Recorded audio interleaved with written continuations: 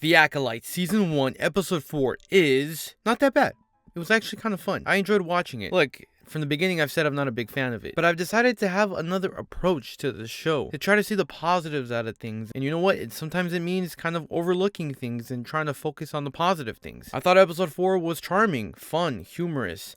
I didn't hate the characters or the dialogue, and the practical effects were actually pretty cool. The alien costumes were detailed and believable in the Star Wars universe, and Bezos, whatever his name was a fun character to watch in action. We got to see more of the Jedi and the politics, not just with the High Council and the Senate, but amongst themselves. Although we see Ki-Adi-Mundi in this episode, which kind of retcons Star Wars canon, I guess, because now it means that Ki-Adi-Mundi is like over a century old. I don't even know why they included him in this show, to be honest. I guess kind of to acknowledge the fact that they're breaking Star Wars canon in The Phantom Menace, you know, with Ki-Adi-Mundi's infamous line. I think they should have just used Yoda because he's over 900 years old, but I don't know. Anyways, I did enjoy the fact that they showed more Jedis and the politics amongst themselves, and it wasn't a lot to bore the audience or make the show more of a political thriller. It was perfect to set the stage and keep the show lighthearted. Because really, Star Wars is for everyone, but its main target audience should always be for kids and young adults. That's what George Lucas meant Star Wars to be. And if the Acolyte decides to take a more lighthearted tone at times, so be it. Though it's not always the case, because Trinity was low-key stabbed to death. And also, space witches be crazy. What the Although I will say one thing, you know, a lighthearted tone doesn't mean it should sacrifice for a good story. I just want to put that out there. George Lucas said in an interview that Star Wars is meant to show kids of what they might face when they're older.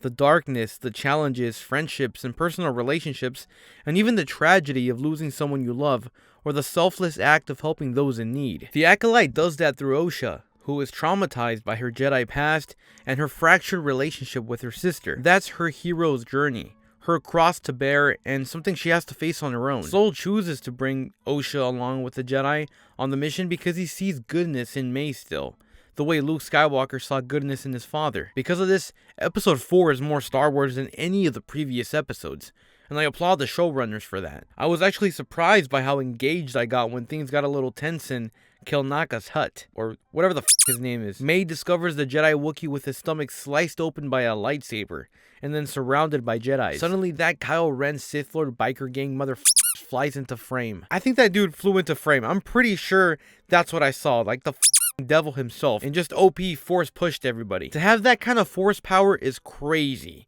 He's way too powerful if you ask me. Way too OP. Not even Kylo Ren got that kind of power. More! If this dude is indeed a Sith, all the Jedi's gotta die, because as Master Mundi said, the Sith have been extinct for a millennium. And before then, none of the Jedi had seen a Sith Lord. Although I don't know what the is going on anymore, especially with Ki-Adi-Mundi's recent cameo in The Acolyte. Also, it's pretty obvious this guy is the dark side user, right? It's not just me. Wouldn't it be tragic if Soul dies before he can set things right and face his past with May and Osha? What if Osha is the one who ends up being seduced by the dark side, and May is the one who tries bringing her back? It'll bring kind of a new meaning to the show, and even redeem some of its subpar episodes. But hey, what do I know? I'm just a guy with a microphone. What do you think? Did you enjoy this episode? Do you think the show will redeem itself? Or was this just as good as The Acolyte is gonna get, and it's all downhill from here? Or it's been going downhill from the first episode? Let me know in the comments below. If you enjoyed this video, consider liking and subscribing. I'll be posting more videos like this one. My name is Mace Windu, and I'm free of insecurity, dancing to the melody, no lack of melatonin. I'm